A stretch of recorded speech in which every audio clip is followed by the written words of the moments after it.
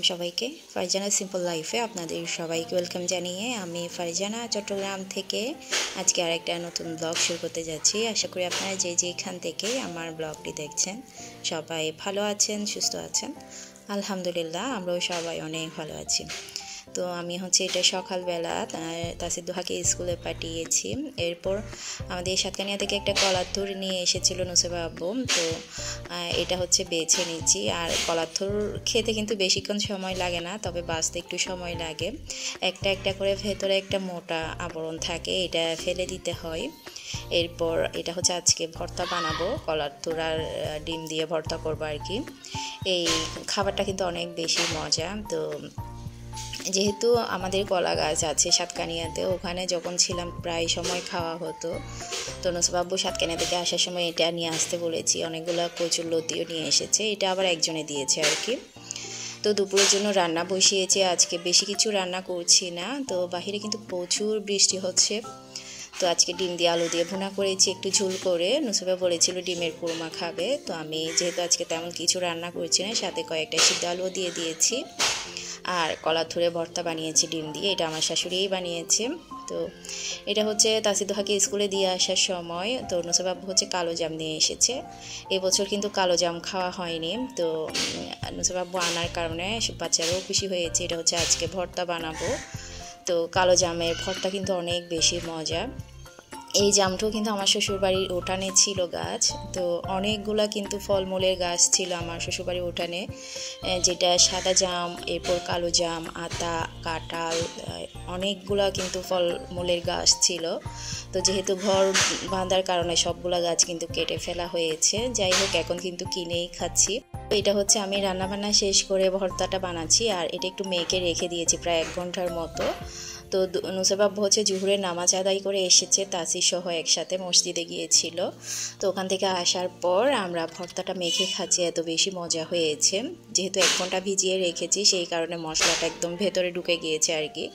তো সবাই মিলে একসাথে কিন্তু এরকম হাতে হাতে কিন্তু খাওয়ার মজাই আলাদা। তো আমার শাশুড়ি, বাচ্চারা সবাই একসাথে মিলেই কিন্তু আমরা কালো জামটা খাচ্ছি।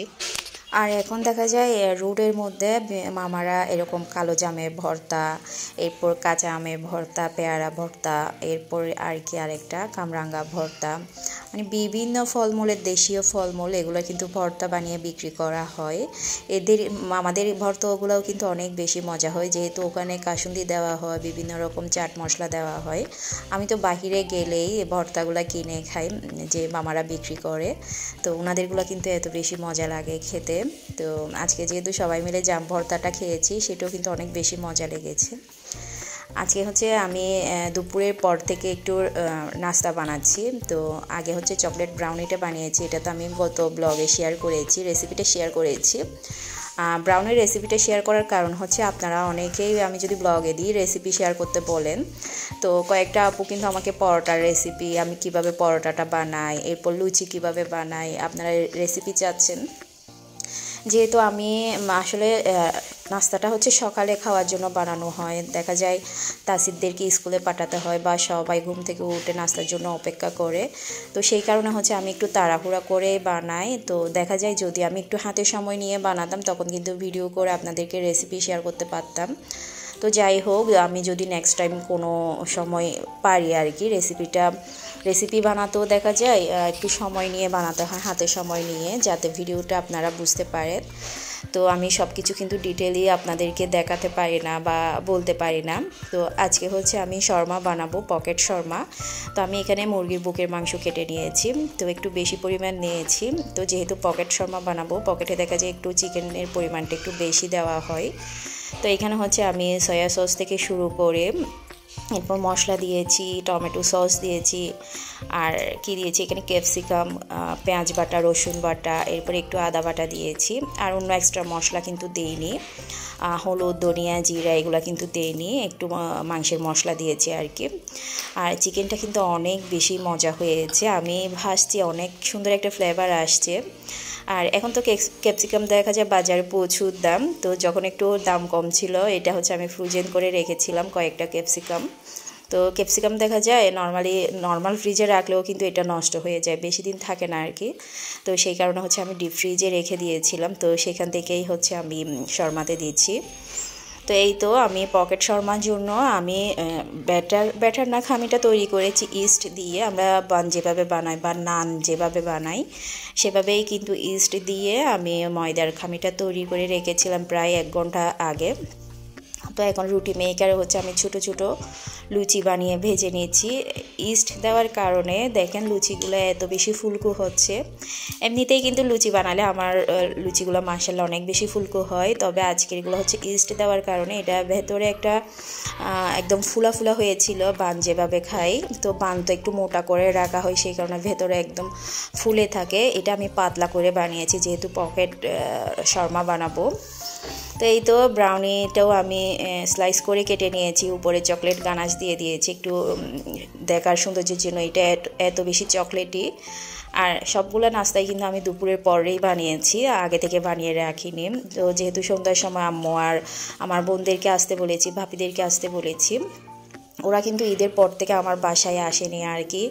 তো ওরও ব্যস্ত থাকে, ভাবিও পড়ালেখা করে, আমার বোনরাও পড়ালেখা করে, আর ওরিন তো সবসময় ব্যবসার কাজেই ব্যস্ত থাকে, তেমন বেশি সময় নিয়ে আসা হয় না।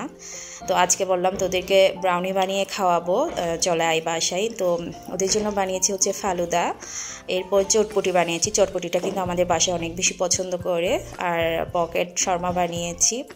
আমি বেশি কিছু বানাইনি, দেখা যায় বেশি কিছু বানালে না এত বেশি খাওয়াও যায় না। তো এই তো ওরা অল্প স্বল্প নাস্তা বানিয়েছি, ওগুলো খেয়েছে, একটু সময় নিয়ে বসেছে, সবাই গল্প সল্প করেছি। আর রাতে খাওয়ার জন্য এত বেশি টাইম ছিল না ওদেরও, তো আর রাতে আর খাবারটা খাইনি, না খেয়ে চলে গিয়েছিল। আর আমার বোনরা ভাবিরা দেখা যায় না, আমি যেহেতু আমার সংসারে একাই কাজ করি, রান্নাবান্না যেহেতু আমি একাই করি, ওরা দেখা যায় আমাকে কষ্ট দিতে চাচ্ছে না, সেটা কিন্তু আমি বুঝি। তো ওরা যদি রাতের খাবার খায়, ওরা বলছিল আমার কষ্ট হবে রান্না করতে। আসলে আমার কিন্তু কাজ করতে ভালোই লাগে, যেহেতু সংসারের কাজ করছি। আর বাসায় যদি মেহমান আসে তাদেরকে রান্নাবান্না করে খাওয়ানো কিন্তু একটা ভাগ্যের ব্যাপার। তো যাই হোক, ওরা কিন্তু না খেয়েই চলে গিয়েছে। এটা হচ্ছে পরের দিন সকালবেলা ভাবি আসার সময় মিষ্টি নিয়ে এসেছিল, কালো জামটা সবাই অনেক বেশি পছন্দ করে। আর এটা হচ্ছে আবাসিকের মধ্যে হোম রেসিপি থেকে আনা হয়েছে, এটাও মজা আছে, অনেক বেশি মজা ছিল কালো জামটা। তো সকালে হচ্ছে তাসির দোহারা দেখা যায় বেশি নাস্তা করতে চায় না, কালকের চটপটি ছিল রাতের, তো চটপটিটা দিয়েছি আমি অল্প, ওরা তো খেতেই চাচ্ছে না, তো মিষ্টি খেয়েই কিন্তু চলে গিয়েছে ওরা। তো আজকে সকালের জন্য নাস্তা বানাচ্ছি হচ্ছে আমি পাস্তা। তাসির দোহা তো মিষ্টি খেয়েই চলে গিয়েছে, তো আমরা তো সবাই নাস্তা করব। সবাই কিন্তু অনেকক্ষণ ঘুমিয়েছি, প্রায় এখন বাজে কয়টা, 10:30টার মতো বাজে।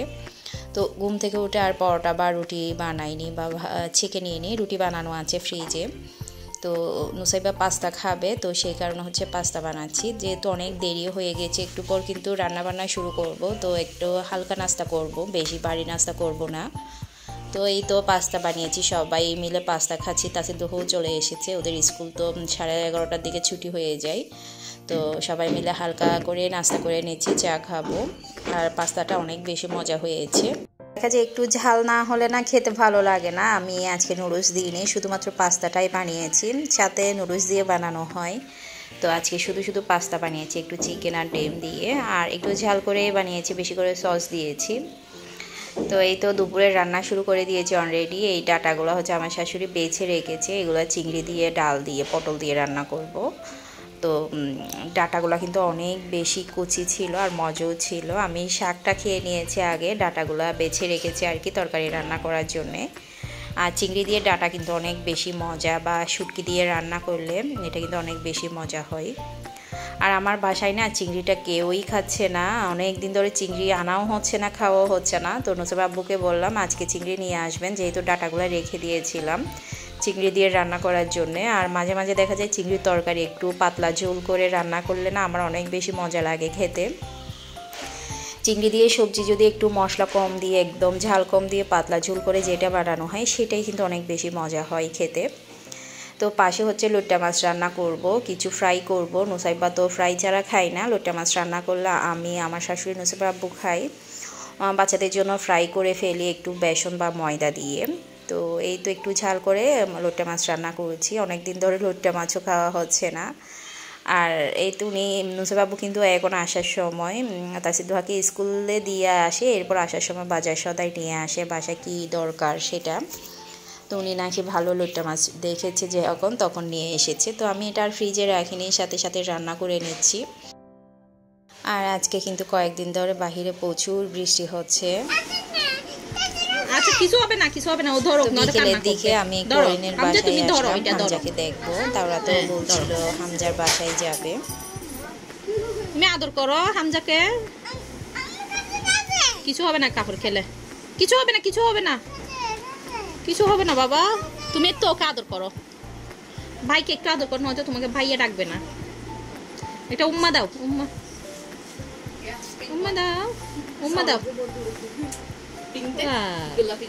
তো আমি আসার পর থেকে কিন্তু অরিন অনেক বেশি ব্যস্ত ছিল। আজকে ও হচ্ছে অনেকগুলো প্রায় কয় হাজার 12 না 13 হাজারের মতো শপিং ব্যাগ বানিয়ে এনেছে। তো এগুলো কিন্তু গুছাতে ওর অনেক বেশি সময় লেগেছে, আর আমি একটু সহযোগিতা করে দিলাম যাতে তাড়াতাড়ি হয়ে যায়। অরিন হচ্ছে আমাকে আসতে দিচ্ছে না, নাস্তা করে আসার জন্য বলছিল।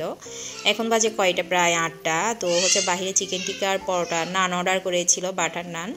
তো ওকে হচ্ছে পরোটা দিয়ে দিয়েছে, বাটার নানটা দেওয়া হয়নি। আর এখানে হচ্ছে সস দিয়েছে, একটা মেয়োনিজ দিয়েছে, একটা গ্রেভি দিয়েছে, আর যেটা দই দিয়ে রায়তার মতো বানিয়েছে। এখানে কিন্তু সালাদ দেওয়া হয়নি, শুধুমাত্র একটা ঝোল, এটা কিন্তু নষ্ট হয়ে গিয়েছে। যাই হোক, আসলে চিকেন টিক্কাটা কিন্তু অনেক বেশি মজা ছিল, যদি নানের সাথে খাওয়া হতো আরও বেশি মজা লাগতো। তো ও বলছিল ও বাটার নান অর্ডার দিয়েছে, ওকে নাকি পরোটা দেওয়া হয়েছে। তো যাই হোক, এখানে হচ্ছে আমরা সবাই মিলে একটু নাস্তা করে নেব। আমি তো চলে আসতেই চাচ্ছিলাম, ওরা কিন্তু আমাকে আসতে দিচ্ছিল না। তো তারা তো দেখা যাচ্ছে আজকে আসতে চাচ্ছে না, ওর খালামণির বাসায় থাকতে চাচ্ছে। অন্য সময় গেলে ও আম্মু যাব না, চলো বাসায় চলো, ভাইয়া যাব, ওর বাবা থাকলে তো আর কোনো কথাই নেই। তো আজকে হচ্ছে নুসরাত আব্বু বাসায় ছিল, আমিও সবাইকে রেখে এসেছিলাম তাওরাতকে নিয়ে শুধু। আর বৃষ্টির দিনে দেখা যায় না, একদম ভালো লাগে না, সারাদিন বৃষ্টি হচ্ছিল। আর একটা কথা বলি, আজকের ভয়েস ওভারটা দিয়েছি আমি হচ্ছে সাতকানিয়াতে। আমরা ঈদ করতে চলে এসেছি, বাহিরে হচ্ছে মিস্ত্রি কাজ করছিল, তাই অনেক বেশি শব্দ আসছিল। তো আপনারা সবাই ভালো থাকবেন, সুস্থ থাকবেন, নিরাপদে থাকবেন। আসসালামু আলাইকুম, আল্লাহ হাফেজ।